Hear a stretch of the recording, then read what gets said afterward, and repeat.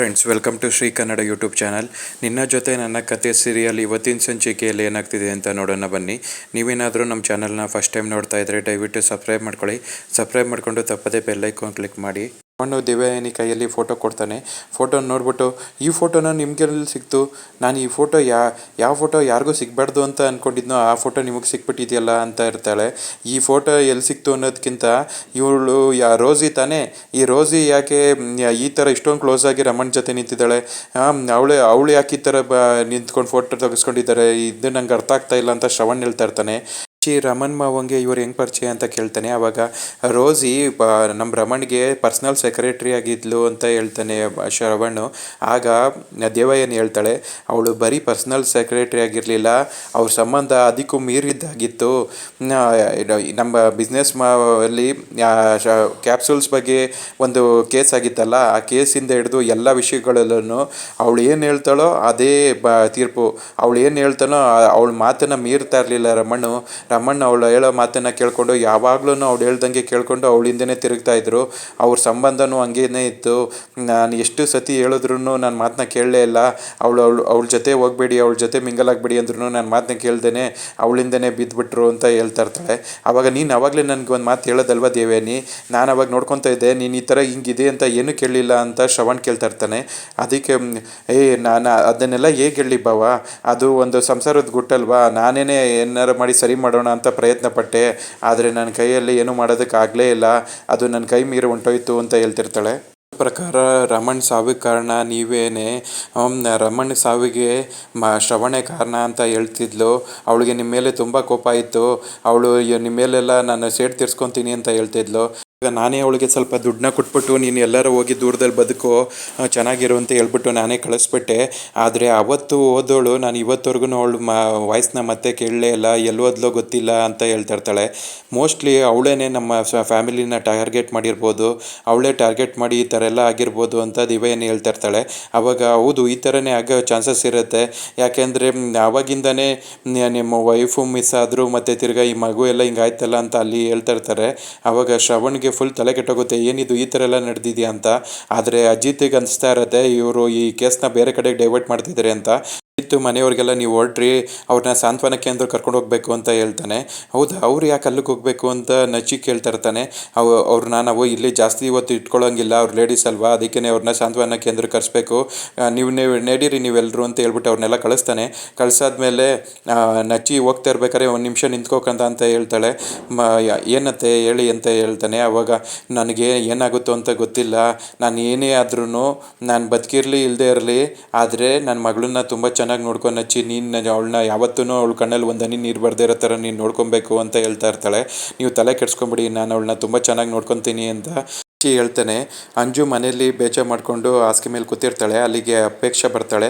ಅಪೇಕ್ಷೆ ಬಂದ್ಬಿಟ್ಟು, ಏನೇ ಇದು ಈ ಥರ ಕೂತಿದ್ಯಾ, ಇವತ್ತು ನಿನ್ನ ಸಂಜೆ ನಿಂದ ಆರತಕ್ಷತೆ ಇದೆ, ನೀನು ನೋಡಿದ್ರೆ ಹಿಂಗೆ ಸಪ್ಪಗೆ ಕೂತಿದ್ಯಲ್ಲ, ನೀನು ಕೂತಿರೋದು ನೋಡಿದ್ರೆ ಏನೋ ಯೋಚನೆ ಮಾಡ್ತಿರೋ ಥರ ಇದೆ, ಏನೋ ಅತ್ತೆ ಜೈಲಲ್ಲಿದ್ದಾರೆ ಅಂತ ಬೇಜಾರು ಮಾಡ್ಕೊತಾ ಇದೆಯಾ? ಈಗ ನಮ್ಮ ಮನೇಲೇ ಪೊಲೀಸ್ ಇದ್ದಾರೆ, ಅರೆಸ್ಟ್ ಮಾಡೋ ಪೊಲೀಸೂ ಇದ್ದಾರೆ, ಬೇಲ್ ಕೊಟ್ಟು ಬಿಡಿಸ್ಕೊಂಬರೋ ಲಾಯರು ಇದ್ದಾರೆ, ಈಗ ಮಾವ ಹೋಗಿದ್ದಾರೆ ಅಲ್ವಾ, ಅವರೆಲ್ಲ ನೋಡ್ಕೊತಾರೆ ಬಿಡು, ಅವ್ರು ಹೋಗಿ ಅತ್ತೆನ ಕರ್ಕೊಂಬರ್ತಾರೆ ಅಂತ ಹೇಳ್ತಾಳೆ.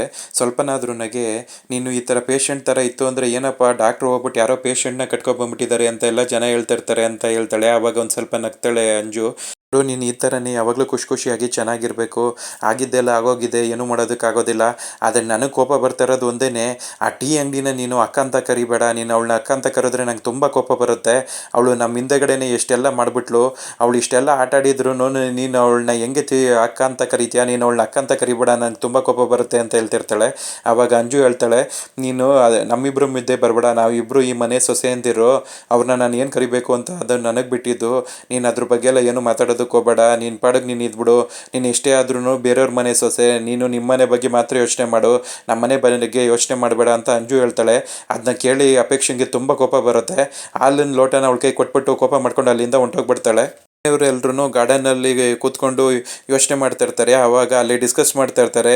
ಈ ಥರ ರಮಣ್ಣು ರೋಸಿ ಬಗ್ಗೆ ಎಲ್ಲ ಮಾತಾಡ್ತಾ ಇರ್ತಾರೆ. ಆವಾಗ ಸಂಗೀತ ಹೇಳ್ತಾಳೆ, ರಮಣ್ಣು ನನ್ನ ಜೊತೆ ಬೆಳೆದವನು, ನನ್ನ ತಮ್ಮ ಆ ಥರ ಎಲ್ಲ ಮಾಡೋದಕ್ಕೆ ಸಾಧ್ಯನೇ ಇಲ್ಲ, ಅವನು ಆ ಥರ ಮಾಡಿದ್ದಾನೆ ಅಂದರೆ ನಾನು ಅವ್ನ ಮಾತನ್ನ ನಂಬೋದೇ ಇಲ್ಲ ಅಂತ ಹೇಳ್ತಿರ್ತಾಳೆ. ಆದ್ರೂ ಈ ಥರ ಎಲ್ಲ ವಿಷಯ ನಡೆದಿದೆಯಲ್ಲ, ಏನು ಮಾಡೋದು ಅಂತಲೇ ಗೊತ್ತಾಗ್ತಾ ಇಲ್ಲ ಅಂತ ಎಲ್ಲ ಡಿಸ್ಕಸ್ ಮಾಡ್ತಿರ್ತಾರೆ. ಹೋಗ್ಲಿ ಇದನ್ನೆಲ್ಲ ಬಿಡಿ, ಇವಾಗ ಸಾಯಂಕಾಲ ಇರೋ ಆರತಕ್ಷತೆ ಬಗ್ಗೆ ಯೋಚನೆ ಮಾಡೋಣ ಅಂತ ಮಾತಾಡ್ತಿರ್ತಾರೆ. ಆಗ ಭೂಮಿ ಬಂದ್ಬಿಟ್ಟು ಶ್ರವಣ್ ಹತ್ರ, ಸಾಹೇಬ್ರೆ ನೀವು ಹೆಂಗಾರ ಮಾಡಿ ದೇವನಿಯಮ್ಮನ್ನ ಬೇಲ್ಕೊಟ್ಟು ಬಿಡ್ಸ್ಕೊಬನ್ನಿ, ಅವ್ರನ್ನ ಬಿಡ್ಸ್ಕೊಬಂದ್ರೆ ಅವರು ನಮ್ಮ ಜೊತೆ ಆರತಕ್ಷತೆಯಲ್ಲಿದ್ದರೆ ತುಂಬ ಚೆನ್ನಾಗಿರುತ್ತೆ ಅಂತ ಹೇಳ್ತಿರ್ತಾಳೆ. ಏನು ಭೂಮಿ ಏನು ಮಾತಾಡ್ತಾ ಇದೀಯ ನೀನು? ನೀ ಅರೆಸ್ಟ್ ಆಗಿರೋದು ನನ್ನ ಶಾರದಂಗೆ ಶೂಟ್ ಮಾಡಿದ್ದಾಳೆ ಅಂತ. ಅಜ್ಜಿತ್ತು ಸುಮ್ಮನೆ ಅರೆಸ್ಟ್ ಮಾಡ್ತಾನ? ಅವನು ಸಾಲಿಡ್ ಎವಿಡೆನ್ಸ್ ಇದ್ರೇ ಈ ಥರ ಎಲ್ಲ ಅರೆಸ್ಟ್ ಮಾಡೋದು. ಅವನೇನೇನು ದಡ್ಡ ಅಂದ್ಕೊಂಡಿದ್ಯಾ? ನನ್ನ ಹೆಂಡತಿ ವಿರುದ್ಧ ಶೂಟ್ ಮಾಡಿ ನನ್ನ ಮಗುನ ನನಗೆ ಕಾಣೆಯಾಗಿ ನನ್ನ ಕಣ್ಣು ಕಾಣಿಸ್ತಾ ಇರೋಂಗೆ ಮಾಡಿರೋಳನ್ನ ನಾನು ಹೋಗಿ ಬೇಲ್ ಕೊಟ್ಟು ಬಿಡ್ಸ್ಕೊಂಬರಲ್ಲ?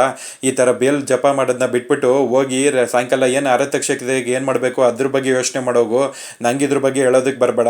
ನನ್ನ ಸಂಸಾರನ ಛಿದ್ರ ಮಾಡಿದವ್ರನ್ನ ನಾನು ಯಾವತ್ತೂ ಕ್ಷಮಿಸೋದಿಲ್ಲ. ನನಗೆ ಇದ್ರ ಬಗ್ಗೆ ಎಲ್ಲ ಮತ್ತೆ ಮಾತಾಡೋದಕ್ಕೆ ಬರಬೇಡ ಭೂಮಿ ಅಂತ ವಾರ್ನ್ ಮಾಡ್ತಾನೆ. ಭೂಮಿ ಹೇಳ್ತಾಳೆ, ಸಾಹೇಬ್ರೆ ನೀವು ನನ್ನ ತಪ್ಪು ತಿಳ್ಕೊತಾ ಇದ್ದೀರಾ. ದೇವಯಾನಿ ಅಮ್ಮ ಸ್ವಲ್ಪ ಮೃದು ಸ್ವಭಾವದವರು. ಅವರು ಸ್ಟೇಷನಲ್ಲಿ ಇದ್ದು ನನ್ನ ಜೀವನ ಎಲ್ಲ ಹಿಂಗೆಲ್ಲ ಆಗೋಯ್ತಲ್ಲ, ನನ್ನ ಮಗಳು ಮದುವೆ ನಾನು ನೋಡೋಕ್ಕಾಗಲಿಲ್ಲ ಅಂತ ಅವ್ರು ಏನಾದ್ರು ಜೀವಕ್ಕೆ ಏನಾದ್ರು ತೊಂದರೆ ಮಾಡ್ಕೊಂಡ್ರೆ ಏನು ಮಾಡೋದು, ಅದಕ್ಕೆ ನಾನು ನಿಮಗೆ ಈ ಥರ ನಾವು ಬಿಡ್ಸ್ಕೊಂಬರೋಣ ಅಂತ ಹೇಳ್ದೆ ಅಂತ ಭೂಮಿ ಹೇಳ್ತಾ ಇರ್ತಾಳೆ. ಆಗ ನಚ್ಚಿ ಹೇಳ್ತಾನೆ, ಹೌದು ಅತ್ತೆ, ನಾನು ಸ್ಟೇಷನಿಂದ ಬರಬೇಕಾದ್ರೆ ನನ್ನ ನಿಲ್ಲಿಸ್ಬಿಟ್ಟು ನಾನು ಅಂಜುನ ತುಂಬ ಚೆನ್ನಾಗಿ ನೋಡ್ಕೊ, ನನಗೇನೇ ಗೊತ್ತೋ ಏನೋ ಗೊತ್ತಿಲ್ಲ, ಆದರೆ ನೀನು ಅವಳನ್ನ ಕೊನೆವರೆಗೂ ಅವಳು ಕಣ್ಣಲ್ಲಿ ನೀರು ಬರ್ದಿರೋ ಥರ ನೋಡ್ಕೊ ಅತ್ತೆ ಹೇಳಿದ್ರು ಅಂತ ನಚಿಕೆತ್ ಹೇಳ್ತಾ ಇರ್ತಾನೆ. ಮಂಜುಗೆ ಹೇಳ್ತಾಳೆ, ನಿನಗೆ ನಿಮ್ಮ ಅಮ್ಮ ನಿನ್ನ ಜೊತೆ ಇರಬೇಕು ಅಲ್ವಾ ಅಂತ. ಅವಾಗ ಅವಳು ನಮ್ಮ ಮನೆಗೆ ಇಷ್ಟೆಲ್ಲ ಸಮಸ್ಯೆ ಮಾಡಿರೋರು ಮತ್ತು ನಮ್ಮ ದೊಡ್ಡಮ್ಮನ ಯಾರು ಶೂಟ್ ಮಾಡಿದ್ರು ಅವ್ರ ಮುಖನೂ ನನ್ನ ನೋಡೋದಕ್ಕೆ ಇಷ್ಟಪಡೋದಿಲ್ಲ. ನಾನು ನಮ್ಮ ಅಮ್ಮಂಗೆ ನಿರಪರಾಧಿ ಅಂತ ಹೇಳಿ ಅವ್ರ ಮನೆಗೆ ಬರೋವರೆಗೂ ನಾನು ಅವ್ರ ಮುಖ ನೋಡೋದಿಲ್ಲ ಅಂತ ಹೇಳ್ಬಿಟ್ಟು ಅವಳು ಅಲ್ಲಿಂದ ಹೊಂಟೋಗ್ಬಿಡ್ತಾಳೆ. ರೆಡಿ ಆಗಿಬಿಟ್ಟು ಹಾಸಿಗೆ ಮೇಲೆ ಕುಂತಿರ್ತಾಳೆ. ಅಲ್ಲಿಗೆ ಅಜಿತ್ ಬರ್ತಾನೆ. ಅಜಿತ್ಗೆ ದೇವಯಾನಿ ಬಗ್ಗೆ ಕೇಳ್ತಾಳೆ. ಈ ದೇವಯಾನಿ ಅಮ್ಮ ಹೆಂಗಿದ್ದಾರೆ, ಚೆನ್ನಾಗಿದ್ದಾರಾ ಅಂತ ಕೇಳ್ತಿರ್ತಾಳೆ.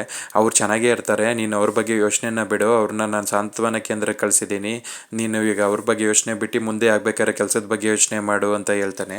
ಭೂಮಿ ಕೋಪದಿಂದ ಅಜಿತ್ನ ಗುರಾಯಿಸ್ತಾ ಇರ್ತಾಳೆ. ಅಜಿತ್ ಬಂದ್ಬಿಟ್ಟು, ನೋಡು ಇದನ್ನ ಏರ್ಪಾಡು ಅಂತಾರೆ, ಅದೇ ನೀನು ಕಿವಿಗೆ ಹಾಕೊಂಡು ಹಾಡು ಕೇಳ್ಸಿಯಲ್ಲ ಅದು ಇದು, ನಿನಗೆ ಈಗ ಟ್ರೈನಿಂಗ್ ಹೋಗ್ತಾ ಇದೆಯಲ್ಲ ಅಲ್ಲಿ ನಿನಗೆ ಫೈರಿಂಗ್ ಸೌಂಡ್ಸು ಅದೆಲ್ಲ ಕೇಳಿಸ್ತಾ ಇರುತ್ತಲ್ಲ, ಅಲ್ಲಿ ನೀನು ಆ ಟ್ರೈನಿಂಗಲ್ಲಿ ಇರ್ಬೇಕಾದ್ರೆ ಆ ಸೌಂಡ್ಗೆ ನೀನು ಅವತ್ತು ಮನೇಲಿ ಆ ಸೌಂಡ್ಗೆ ನೀನು ಮೂರ್ಛೆ ಬಿದ್ದೋಗ್ಬಿಟ್ಟಲ್ಲ, ಮತ್ತೆ ಆ ಥರ ಆಗಬಾರ್ದು ಅಂತ ಇದನ್ನ ತೊಗೊಬಂದಿದ್ದೀನಿ. ಇದನ್ನ ಕಿವಿಗೆ ಹಾಕೊಳೋದ್ರಿಂದ ನಿನಗೆ ಆ ಥರ ಸೌಂಡ್ಸ್ನೆಲ್ಲ ತುಂಬ ಕಮ್ಮಿ ಕೇಳಿಸುತ್ತೆ, ಆದ್ದರಿಂದ ನಿನಗೆ ಟ್ರೈನಿಂಗ್ ಈಸಿ ಆಗುತ್ತೆ ಅಂತ ತೊಗೊಬಂದಿದ್ದೀನಿ, ಇದನ್ನ ಕಿವಿಗೆ ಹಾಕೋ ಅಂತ ಹೇಳ್ತಾನೆ.